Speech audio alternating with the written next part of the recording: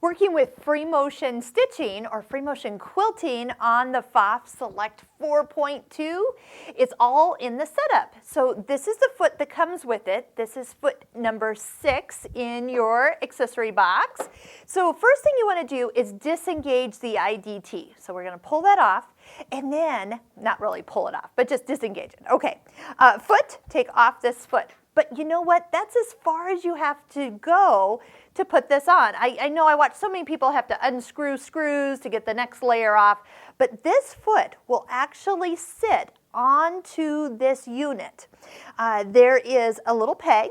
This is going to come in from this side, and it's going into the hole we have used for the seam guide. So if this screw right here needs to be loosened, go ahead and loosen it so it will actually slip in there.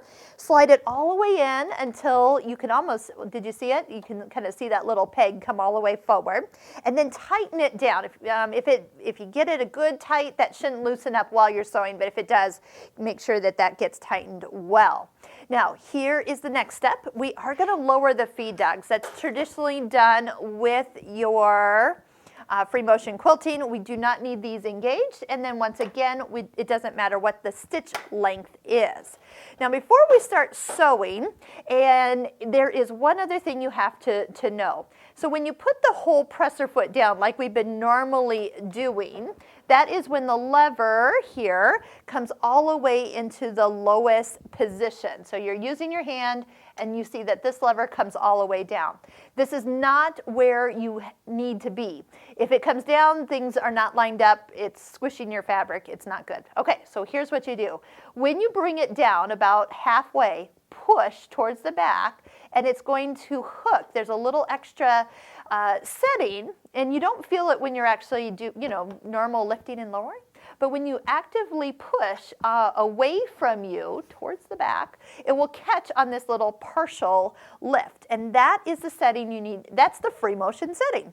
And that is what will need to be on for sewing. So you can lift that up. Oh, you know what else I got wrong?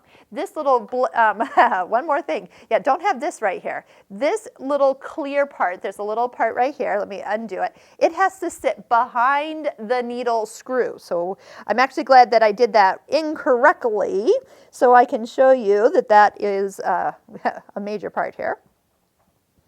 There we go. Now, because when you actually see it in action, that actually helps kind of give it that little hopping mechanism as it's working back and forth here. Okay, so now putting our fabric underneath, sliding that lever down. You have to engage it, but of course we only engage it partially, so it should stick out kind of at that level there. If I need to, here we go.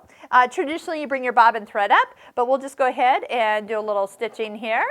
Part of free motion is practice, yes, is moving the fabric to get nice even stitches. If you go too fast, you might get too small stitches. If you go too slow, you get long stitches. So just kind of finding time to practice to get the look and of stitches that are fairly equal as you go. The other thing you might look at is the tension. So on the back side, if the stitches don't look identical to the front, you may need to tighten up the tension a little bit. If you see kind of what I call spider webby looking things, I see a little bit of my top thread coming down. But if I increase my tension, I'm going to go up a full number here, maybe stitch a little bit further just so you can see the difference and see if that looks good. Oh, yeah, now we have nice even stitches. Pretty much you want it identical front and back. And again, lots of classes out there online, like Craftsy classes for learning how to free motion quilt, how to prepare your fabric, and how do you find the right design for the quilt you've made.